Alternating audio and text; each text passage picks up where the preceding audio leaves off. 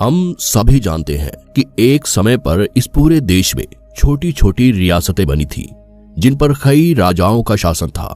इनमें से कई ऐसे राजा भी हुए जिन्होंने भारत के इतिहास को गढ़ने में एक अहम योगदान दिया और जिन्होंने अपनी बहादुरी से आगे चलकर अपने साम्राज्य को बढ़ाते हुए अखंड भारत के एक बड़े हिस्से को भी फैलाया। इसके अलावा भारत के इतिहास में कई ऐसे निडर और साहसी राजा भी थे जिन्होंने अंग्रेजों और विदेशी शासकों को लंबे समय तक भारत में आने से रोका था, जैसे कि छत्रपति शिवाजी महाराज, पृथ्वीराज चौहान और चंद्रगुप्त मौर्य, जिनका शायद नाम तो हम कभी न कभी सुन लेते हैं, पर ऐसे बहुत कम लोग होते हैं जिन्हें इन महान निडर राजाओं के साहसी जीवन के बारे में ज्यादा कुछ पता हो। तो इसलिए आज के इस वीडियो में हम भारत के 10 ऐसे साहसी निडर राजाओं के बारे में जानने वाले हैं जिन्होंने अपनी बहादुरी और खून से भारत के इतिहास को लिखा है। नंबर 1, छत्रपति शिवाजी महाराज।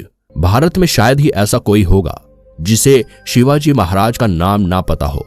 इतना ही नहीं बल्कि भारत के महाराष्ट्र और मध्य प्रदेश में तो शिवाजी महाराज को भगवान की तरह पूजा जाता है। शिवाजी महाराज के बारे में कहा जाता है कि वो भारत के सबसे साहसी और वीर योद्धा थे जिन्होंने भारत में मराठा साम्राज्य की स्थापना की थी। अगर छत्रपति शिवाजी के जीवन की बात की जाए तो इनका जन्म 19 फरवरी 1630 में सुमेर के दुर्ग में हुआ था। कहा जाता है कि शिवाजी को उनका यह साहस और धर्म का ज्ञान अपनी माता से मिला था, जो उन्हें बचपन से ही हिंदू धर्म ग्रंथों और भगवान के अवतारों की जीवन कथा सुनाती थी, जिनसे उन्हें बहुत प्रेरणा मिली।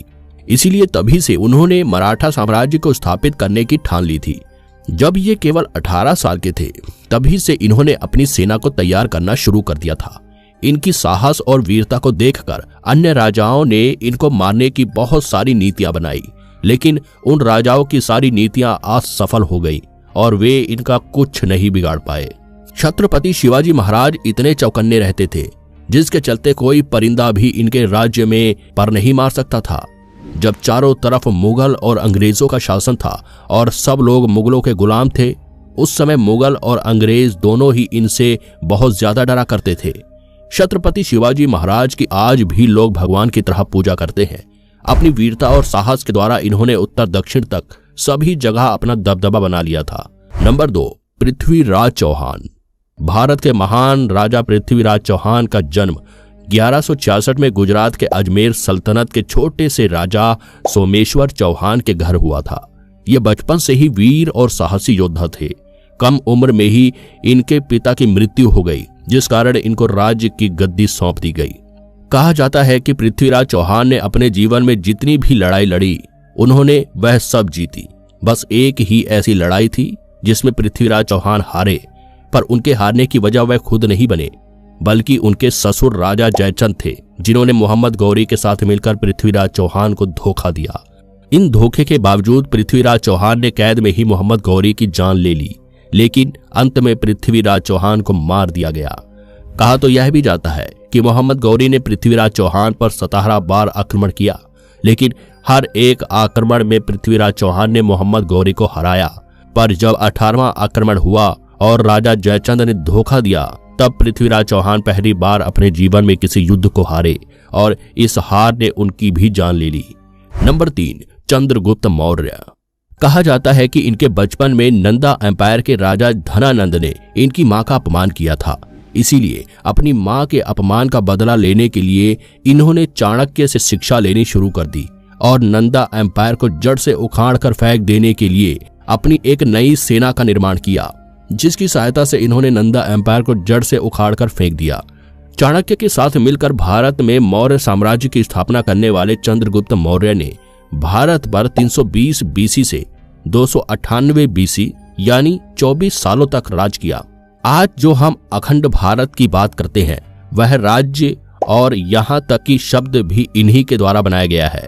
चंद्रगुप्त मौर्य इतने वीर और पराक्रमी योद्धा थे कि इन्होंने सभी छोटे छोटे राज्यों को एक साथ जोड़कर एक बड़े देश का निर्माण किया था, जिससे भारत की शक्ति बहुत अधिक बढ़ गई थी। चंद्रगुप्त मौर्य पहले ऐसे भारतीय राजाओं में गिने जाते हैं जो पूरी तरह से भारत को एक करने में कामयाब रहे थे। नंबर 4, महाराणा प्रताप। महाराणा प्रताप एक बहुत ही वीर और साहसी योद्धा थे।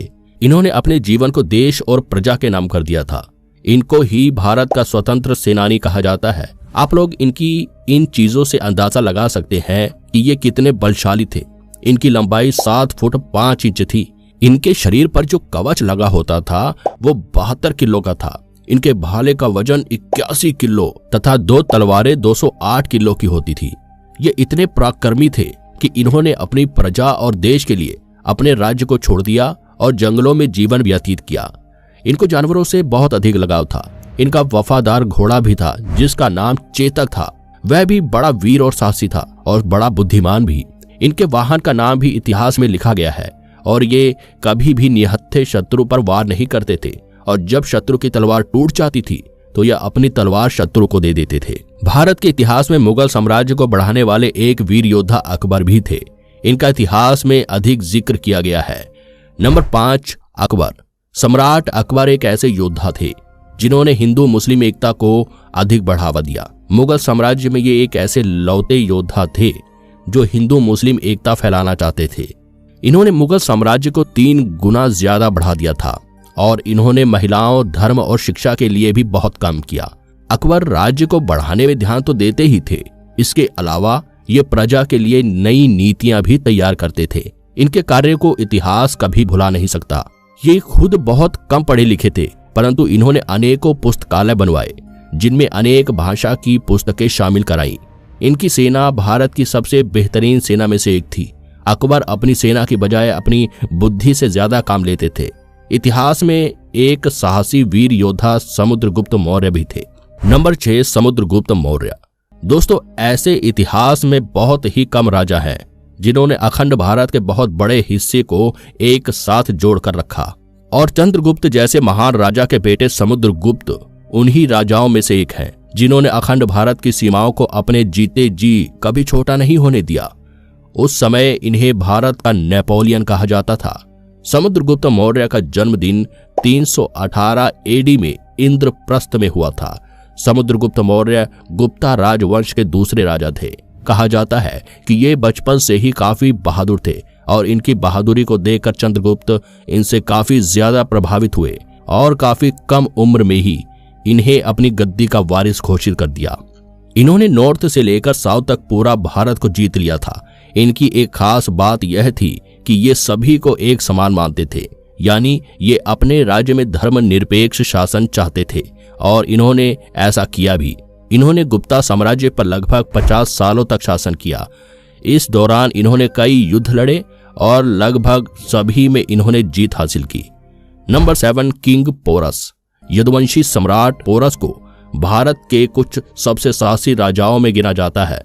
किंग पोरस का राज्य पंजाब में झेलम से लेकर चेनाब नदी तक फैला हुआ था, जिसमें आज के पाकिस्तान के राज्य लाहौर का भी एक बड़ा हिस्सा आता है।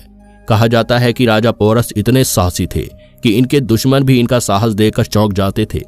अपने राज्य के आसपास ये सबसे ताकतवर राजा थे। इनके साहस और शौर्य का एक सबसे अच्छा एग्जाम्पल यह भी है कि जब सिकंदर ने भारत पर अपने 50,000 सैनिकों के साथ आक्रमण किया, तब पोरस ने सिकंदर के 50,000 सैनिकों के सामने अपने केवल 20,000 सैनिक खड़े किए और इसके बावजूद भी यह युद्ध काफी टक्कर का हुआ। इनके साहसी पराक्रम को देखकर सिकंदर खुद हैरान रह गया था। और आपको बता दूं, उस समय सिकंदर दुनिया के सबसे बड़े राजा में से एक था जिसका यूरोप के बहुत बड़े हिस्से पर कब्जा था। और अगर उस समय सिकंदर को पोरस ना रोकता तो सिकंदर के लिए भारत पर विजय हासिल करना भी आसान हो जाता। नंबर 8, राजा हर्षवर्धन। राजा हर्षवर्धन के पिता और बड़े भाई की मृत्यु होने के बाद इन्हें राजा बना दिया गया। कहा जाता है कि राजा हर्षवर्धन के पास भारत की सबसे बड़ी सेना थी, जिसमें लाखों सैनिक और हजारों घोड़े हाथी थे। अपने साहस और पराक्रम के द्वारा इन्होंने एक समय पर उत्तर भारत के बड़े हिस्से को अपने कब्जे में ले लिया था। इनके शासनकाल में भारत की अर्थव्यवस्था काफी तेजी से तरक्की की। इन्होंने 41 सालों तक अपने साहस से राज किया। राजा हर्षवर्धन को साहित्य काफी पसंद था, इसीलिए शायद यह इकलौते राजा होंगे जिनकी किसी लेखक की तरह आपको कई नाटक और रचनाएं मिल जाएंगी। इनके द्वारा लिखे गए कुछ नाटकों के नाम रत्नावली, प्रियदर्शिका, नागरानंद है। नंबर 9, कृष्ण देव राय। महान और साहसी राजा कृष्णदेव का जन्म 16 फरवरी 1471 में कर्नाटक में हुआ था। कृष्णदेव राय ने लंबे समय तक विजयनगर पर राज किया। इसके अलावा उन्होंने अपने साम्राज्य को बढ़ाने के लिए कई मुस्लिम शासकों से भी लड़ाई लड़ी थी, जिसमें वह जीते भी थे। कहा जाता है कि कृष्णदेव की बहादुरी को देखकर कई बड़े मुस्लिम शासक भी उनसे दोस्ती का हाथ बढ़ाते थे, ताकि उन्हें कृष्णदेव के सामने कभी युद्ध में न उतरना पड़े। यहाँ तक कि बाबर और अकबर जैसे एक समय के सबसे ताकतवर योद्धाओं और राजाओं ने भी कृष्णदेव को अपनी किताब में एक दोस्त की तरह, एक महान राजा की तरह बताया है। नंबर 10, अशोका। भारतीय इतिहास के सबसे शक्तिशाली और ताकतवर राजा अशोक का पूरा नाम अशोक बिंदुसार मौर्य था, जिनका जन्म 304 ईसा पूर्व उस समय के पाटलिपुत्र यानी आज के बिहार के पटना शहर में हुआ था। राजवंशी परिवार में पैदा हुए सम्राट अशोक बचपन से ही काफी प्रतिभावान थे। उनकी युद्ध कौशल और रणनीति हमेशा से ही उनके पिता बिंदुसार की नजरों में थी। उनके इसी हुनर को निखारने के लिए उन्हें सही प्रशिक्षण भी दिया गया। अशोक अपनी प्रजा का काफी ख्याल रखते थे, इसी वजह से वे अपनी प्रजा के चहेते भी बन गए थे। उनके प्रशासन के चर्चे पूरी दुनिया में फैले हुए थे। अशोक ने अपने साम्राज्य को भारत में काफी दूरियों तक फैलाया था। अशोक सम्राट के शासनकाल में नेपाल देश भी शामिल हुआ करता था। इसके अलावा उस दौरान तिब्बत का भी बड़ा हिस्सा भारत के अंदर आता था। इसीलिए अशोक को भारतीय इतिहास में काफी महत्वपूर्ण दर्जा दिया जाता है। यहाँ तक कि भारत के तिरंगे के बीच में जो अशोक चक्र है, वो अशोक चक्र अशोका ने ही बनाया था। इसके अलावा भारत के नोटों पर मौजूद अशोक स्तंभ को भी महाराजा अशोक द्वारा ही बनवाया गया था, जिसे आज भी आप वाराणसी उत्तर प्रदेश के सारनाथ जिले में जाकर देख सकते हैं। यह अपनी सोच और वचनों को पूरे देश में फैलाना चाहते थे, इसीलिए इन्होंने कई हजार स्तंभों का निर्माण कराया। स्तंभों पर इनके कहे गए वचनों को भी लिखा गया। आज भी उन स्थानों के द्वारा हमें इनके वचनों से एक अच्छी सीख मिलती है। ये सभी इतिहास के सुनहरे अक्षरों में लिखे गए महान वीर थे, जिन्होंने अपने साहस और अदम्य पराक्रम से हमारे देश भारत के लिए बहुत सारे अनेक कार्य किए थे। हमारे भारत का इतिहास इन सभी वीरों के योगदान को कभी भुला नहीं सकता।